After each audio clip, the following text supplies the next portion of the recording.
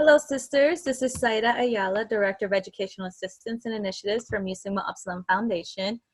And today I am speaking with our recipient of our Stella Cadente Scholarship, Nabila Mella, founding sister of Dianaia Spring 18 at the University of Rochester. She is studying international relations and public health, and she joins us for this video chat from the Dominican Republic. And I'm so happy that she's here. So, my first question is, what has been your school or community involvement this last semester, and or what plans do you have for the upcoming semester? Sure.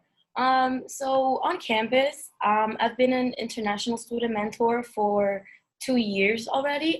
So we basically help incoming international students like myself adjust to campus life, adjust to life in the United States.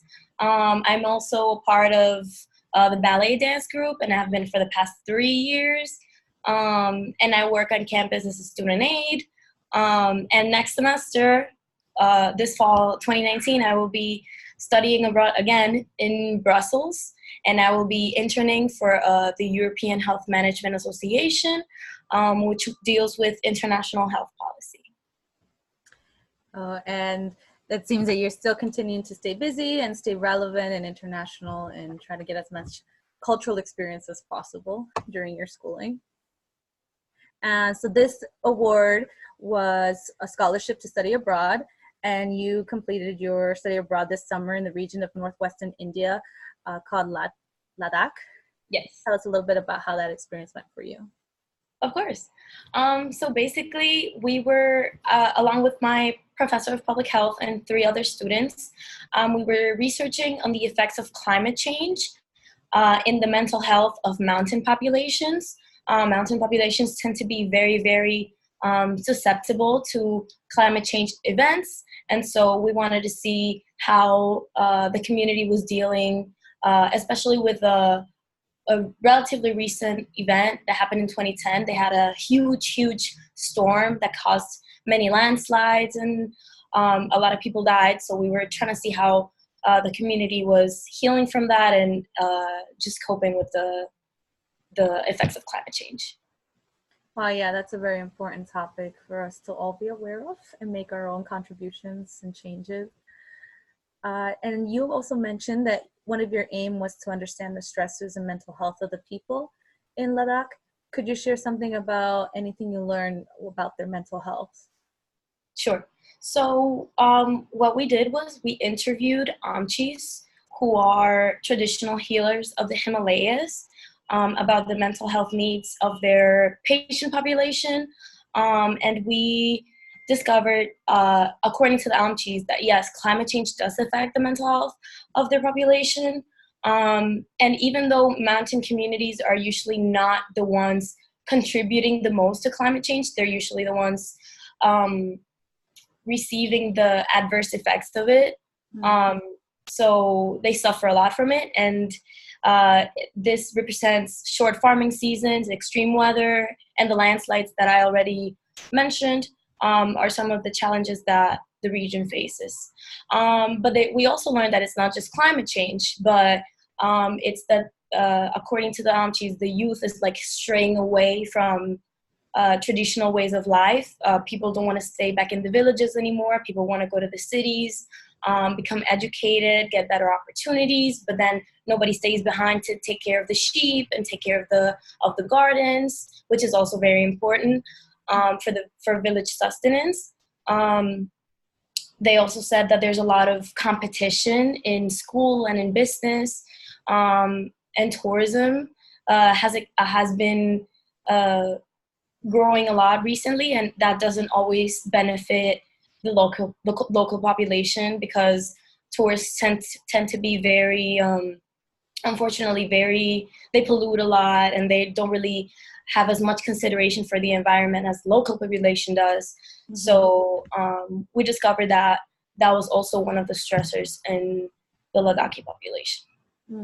As a side question, based on this research and this experience that you yourself and a team, I believe, experienced, is there anything that you hope to project on or plan with the people of the region to improve any of these Yeah. So what we were doing was mostly an ethnographic research, which is it's like more like participant observation. So we partnered with the Central Institute for Buddhist Studies, one of the universities in the area. And we partnered with local students to conduct the interviews and all this. And part of our dissemination strategy will be publishing the results of the research in a local magazine called Stella, and it will be also disseminated through the university. So we were trying, this is more of like a long-term goal, but we were trying to contact local officials and present to them the research that we did this year. This is mostly our partners on the ground who are going to do it, the Ladakhi students. They're going to contact the local politicians and explain to them the situation of how badly climate change is affecting their community, and we don't really have like a specific strategy right now, but we were hoping that the Ladakhi students were able to figure out a way to work with the representatives to find a solution that's sustainable and beneficial for everybody. I like the collaboration between the region and across nations. It sounds really interesting. And as my final question, you stated in your essay, you are awed at the diversity of human lives and how they use their local knowledge to overcome issues that arise in their daily life. What have you gained personally from this experience? And how does it help you contribute to your own challenges? I love this question. So I learned so much in Ladakh, and not just from the research, but from talking to the students, from living there, from eating the food, from really experiencing the culture.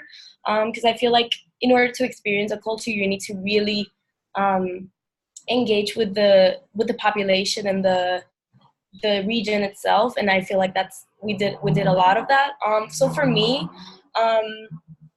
Ladakh is a Buddhist region, contrary to other regions in India which are more Hinduist. So in Buddhism, I learned a lot. I'm a Catholic, so it was a little bit shocking for me that Buddhism is a religion that emphasizes the collective more than individuality. So Buddhism emphasizes the need that we all need each other, so interdependence, which is not something that we see a lot in the West. So as a Buddhist, you're not going to want to harm your neighbor, because maybe one day you're going to need something from them, and that's bad. And if you harm them, then that's bad karma, and a whole lot of stuff happens. So I learned that Buddhism, through the Amchis, I learned that Buddhism also has a lot of ways of dealing with mental health stress. For example, meditation, which is something that is gaining a lot of popularity around the world. And it's something that I'm adopting into my daily life as well. I learned about the importance of really eating mindfully.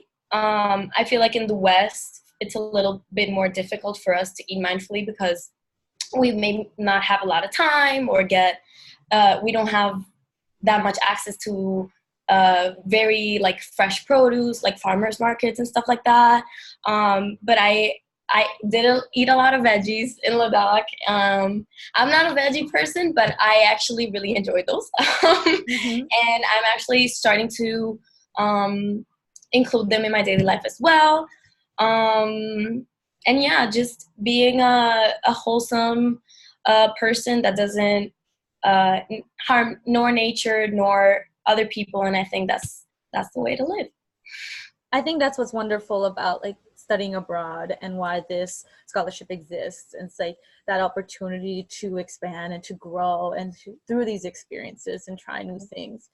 And so I really appreciate your story, and thank you for sharing it with us.